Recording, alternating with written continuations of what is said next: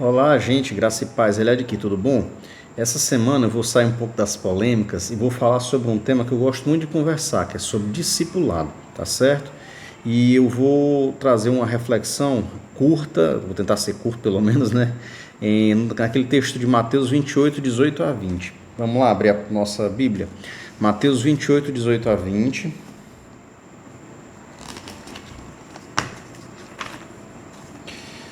Que diz o texto assim: Então Jesus, aproximando-se deles, lhes assegurou, são parênteses, deles os discípulos: Toda autoridade me foi dada no céu e na terra. Portanto, ide e fazei com que todos os povos da terra se tornem discípulos, batizando-os em nome do Pai, do Filho e do Espírito Santo, ensinando-os a obedecer a tudo quanto vos tenho ordenado.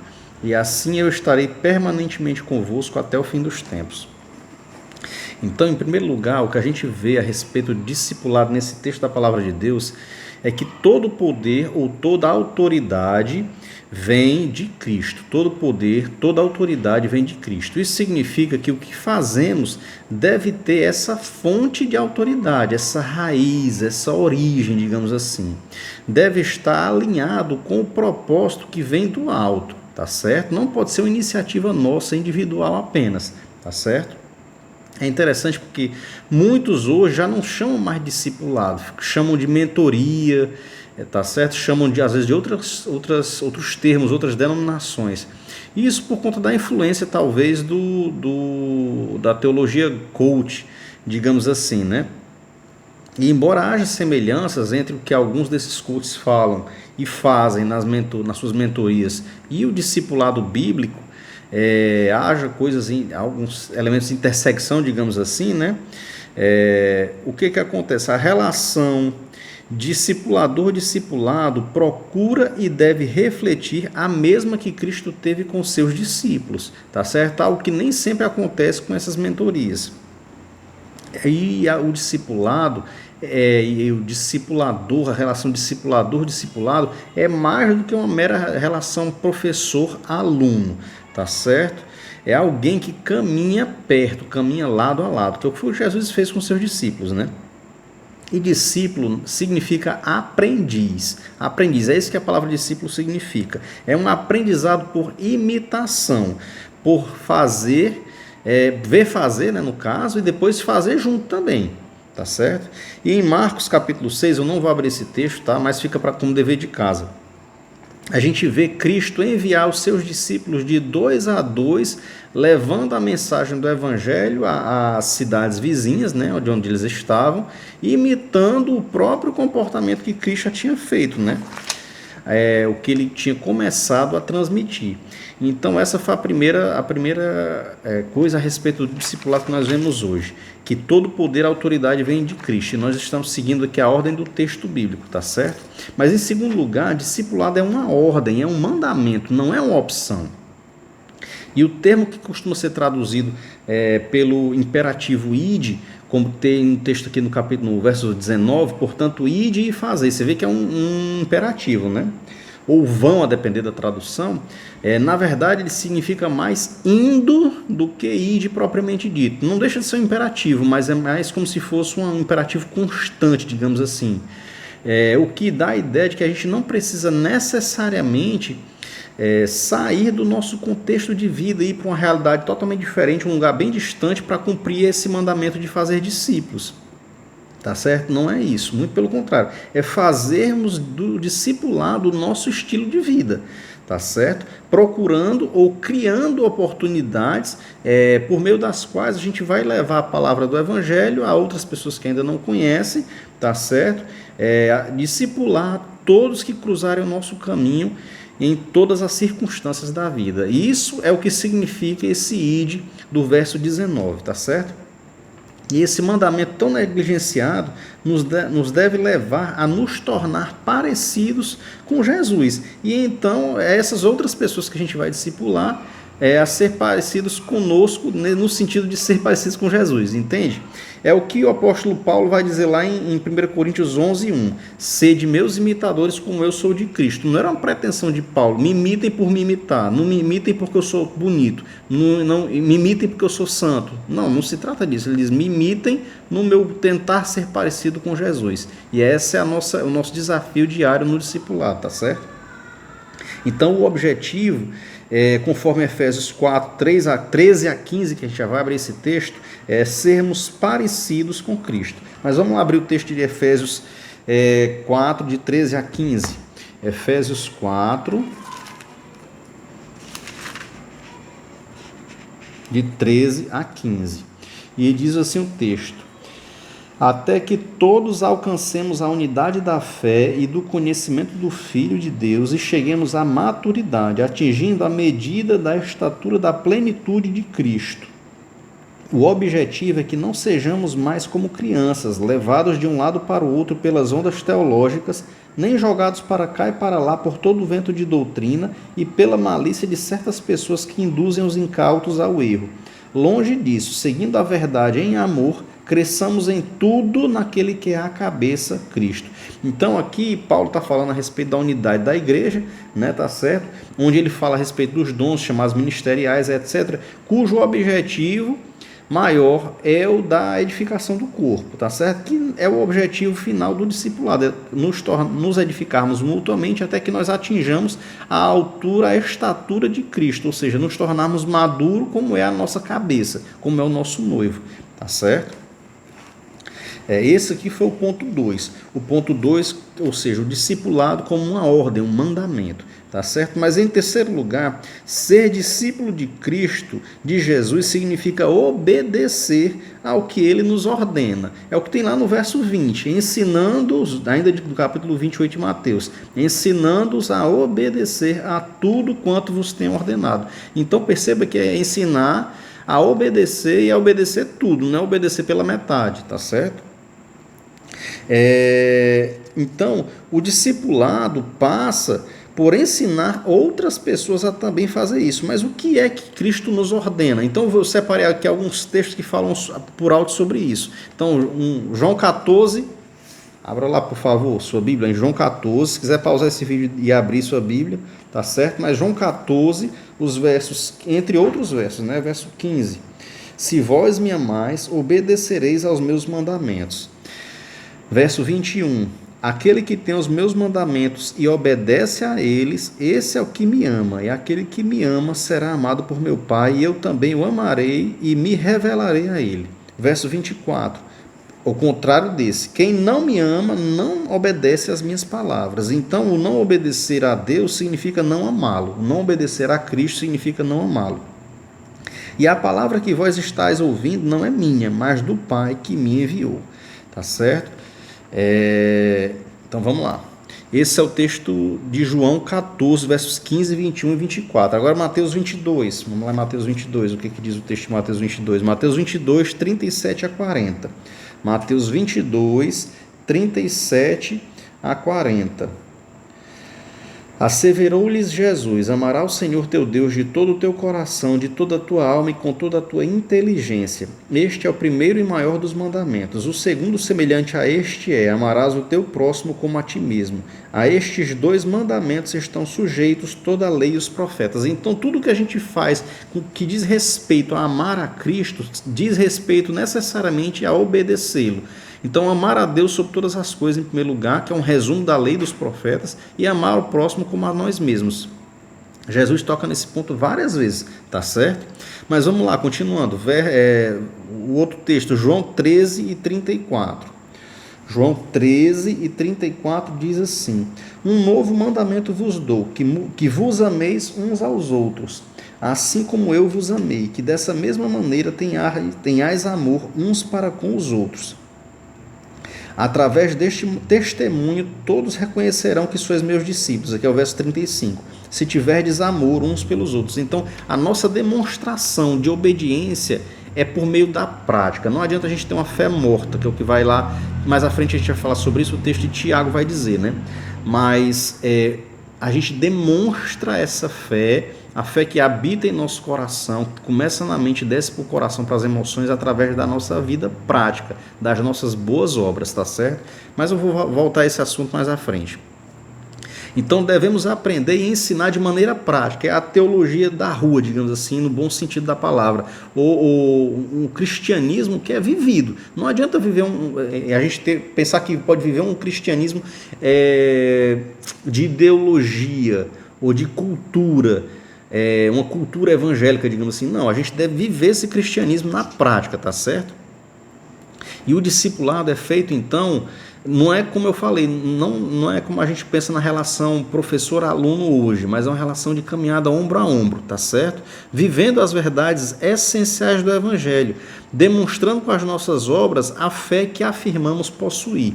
Mas a gente só vive essas verdades essenciais do Evangelho, digamos assim, se nós as conhecermos, né? E como é que a gente conhece essas verdades? Por meio das Escrituras Sagradas. Mas agora vamos ver mais alguns textos. Tiago 2, 14 a 26.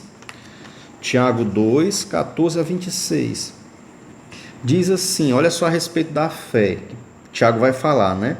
A fé, no caso aqui, é uma fé que é demonstrada por meio das obras. De que adianta, meus caros irmãos, alguém proclamar sua fé se não tem obras? Acaso essa fé pode salvá-lo? Se um irmão ou uma irmã estiverem necessitados de roupa e passando privação do alimento de cada dia, e qualquer dentre vós lhes disser, ide em paz, aquecei-vos e comei até satisfazer-vos, porém sem lhe dar alguma ajuda concreta, de que adianta isso? Desse mesmo modo, em relação à fé, por si só, se não for acompanhada de obras, está morta. Entretanto, alguém poderá afirmar, tu tens fé e eu tenho as obras. Mostra-me tua fé sem obras e eu te demonstrarei minha fé mediante as obras que realizo. Crês tu na existência de um só Deus? Fazes bem. Até mesmo os demônios creem e tremem. Só um parênteses, olha só o que Tiago, irmão de Jesus, vai dizer. Até os demônios creem em Deus e tremem. E muitos de nós dizemos que cremos em Deus, mas não provamos por meio das obras. Ou muitos até nem creem em Deus, né? Que é o que diz lá o Salmo 14. Verso 20. Queres, pois, assegurar-te, ó homem insensato, de que a fé sem obras é de fato inútil? Ora, não foi Abraão, nosso pai na fé, justificado por obras, quando ofereceu seu próprio filho Isaque sobre o altar? Vês dessa forma que tanto a fé como as obras estavam agindo juntas, e a fé foi aperfeiçoada pelas obras. Cumpriu-se assim a escritura que declara, Abraão creu em Deus, isso lhe foi creditado como justiça, e ele foi chamado amigo de Deus. Observais que uma pessoa é justificada por meio das suas ações e não simplesmente por dizer que crê. Só um parênteses novamente, aqui Tiago não está desfazendo do sola fide não, tá? Aquele princípio reformado não. O que ele está falando é que a pessoa só dizer da boca para fora que crê não vale nada. Você tem que ter uma fé que se consubstancie em obras, que se prove por meio das obras, tá certo? Por outro lado, você só fazer obras sem uma fé por trás não vale nada também, tá? É o que tem lá em Isaías, trapo imundo. Verso 25, exemplo semelhante ao de Raabe a meretriz, não foi ela aceita por Deus pelas obras, quando acolheu os mensageiros de Israel e os conduziu à liberdade por um outro caminho? Portanto, assim como o corpo sem espírito está morto, da mesma forma a fé sem obras está morta. E nós estamos aprendendo sobre discipulado. Um discipulado que é um discipulado de prática, de dia a dia, de ombro a ombro, como eu falei, tá certo? Mas vamos novamente aqui mais um texto. Tá lá em Efésios, tá? Efésios 2, de 8 a 10. Efésios 2, de 8 a 10. E aqui vai um contraponto, entre aspas, ao texto de Tiago, porque esse texto de Tiago diz respeito a isso aqui, é como se estivesse explicando direito esse texto. Porquanto pela graça sois salvos por meio da fé, isto não vem de vós, é dom de Deus. Não vem por intermédio das obras, a fim de que ninguém venha a se orgulhar por esse motivo. Por isso que eu falei que não adianta obra sem fé, tá certo? Pois somos criação de Deus realizada em Cristo Jesus para vivermos em boas obras, as quais Deus preparou no passado ou de antemão, a depender da tradução, para que nós as praticássemos hoje. Então nós fomos criados para as boas obras, tá certo? O discipulado tem que ser um discipulado prático nesse sentido, tá certo? Não adianta só filosofar, não. Eu até gosto de filosofia, só um parêntese, mas a filosofia por si só não adianta nada se não tiver o pé no chão, tá? Continuando, Atos 2:42, e aqui esse texto de Atos 2:42 diz respeito ao tipo de mensagem que os mandamentos de Jesus vai nos ensinar, tá certo? É o mandamento do amor em unidade, ou da unidade em amor, melhor dizendo, né? Atos 2:42 vai dizer o seguinte: eles perseveravam, eles quem? Os novos convertidos, lá na igreja primitiva, tá certo? Logo após a pregação de Pedro, onde eles se arrependeram, muitas pessoas, tá? Os irmãos.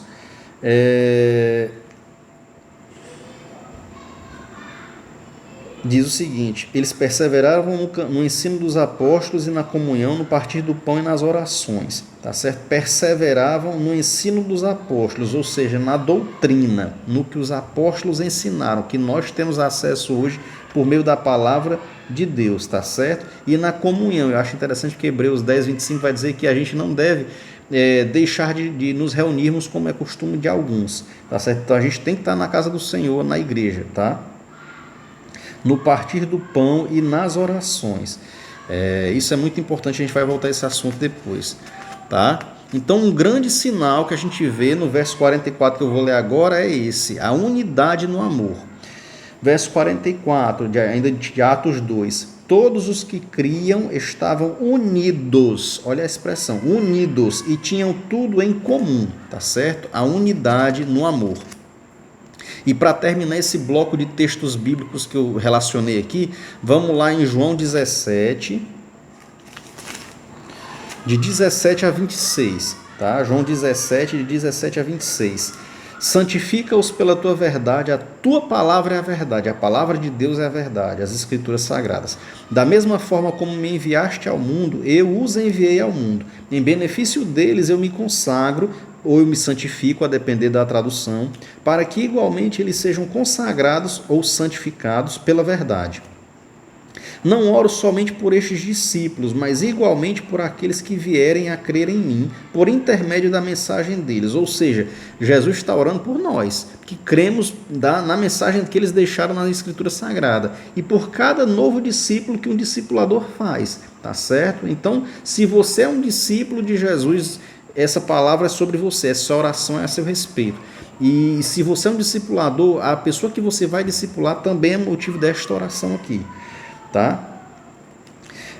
Mas olha só, verso 21 de João 17: para que todos sejam um, Pai, como tu estás em mim e eu em ti, que eles também estejam em nós, para que o mundo creia que tu me enviaste. Então o mundo vai crer que Cristo foi enviado por Deus na medida que nós somos um. Nosso testemunho de unidade em amor é o que faz Cristo ser conhecido, faz com que Cristo seja reconhecido como enviado de Deus, tá certo?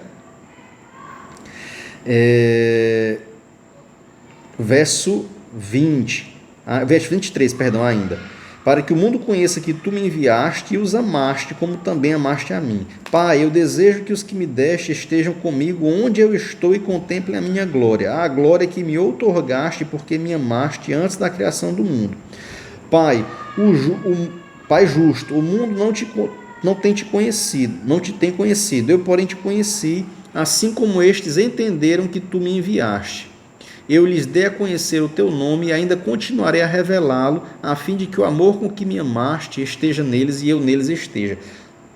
Unidade em amor, tá certo? Então Cristo, para terminar o capítulo 28 de Mateus, ele vai dizer o quê? Mateus 28, verso 20. Mateus 28... Mateus 28, verso 20. E assim eu estarei permanentemente convosco até o fim dos tempos. Cristo está conosco. No nosso discipulado, na nossa vida diária de discipulador e de discípulo, Cristo está conosco. O nosso mestre está conosco, tá certo? Ele está sempre com sua igreja, seu corpo, sua noiva.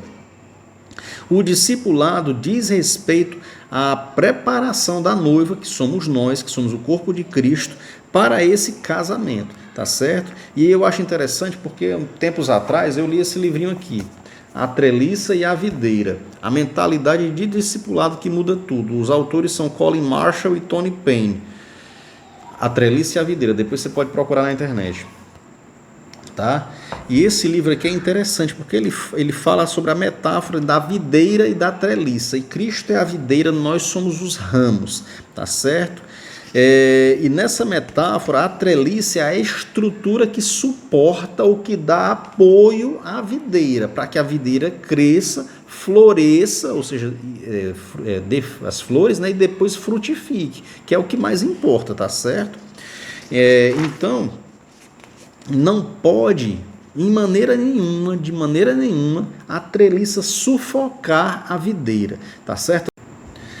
Na missão da igreja, que é fazer discípulos de Jesus para que seu nome seja conhecido e adorado e para que ele reine nesta terra como ele reina no céu, tudo deve girar em torno desse objetivo, tá certo? Então, se cantamos, deve ser para fazer discípulos. Se oramos, deve ser para fazer discípulos. Se pregamos, a mesma coisa, tá certo? Não há nada, nem nenhuma função que possa ser aleatória, que possa ser um mero acidente. Não, devemos sempre perguntar em tudo que a gente fizer.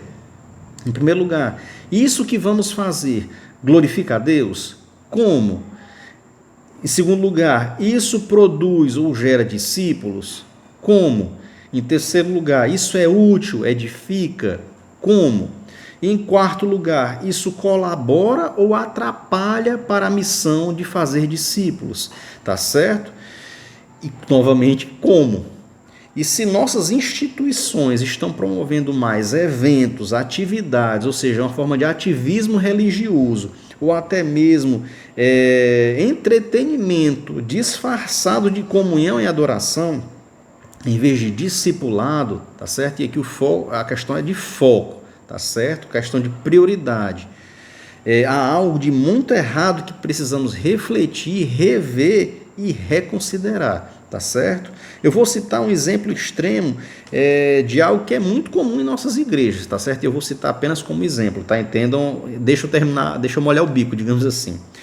Se um dia chegássemos para cultuar e por alguma razão todo o ministério de louvor tivesse faltado, ou as tias e os tios do ministério infantil tivessem faltado, será que a gente conseguiria cultuar da mesma maneira? Ou será que não? Tá certo? Agora pare um instante e pense que esses ministérios são muito úteis e importantes, são extremamente necessários, tá certo? Ainda mais na vida moderna, numa cidade grande.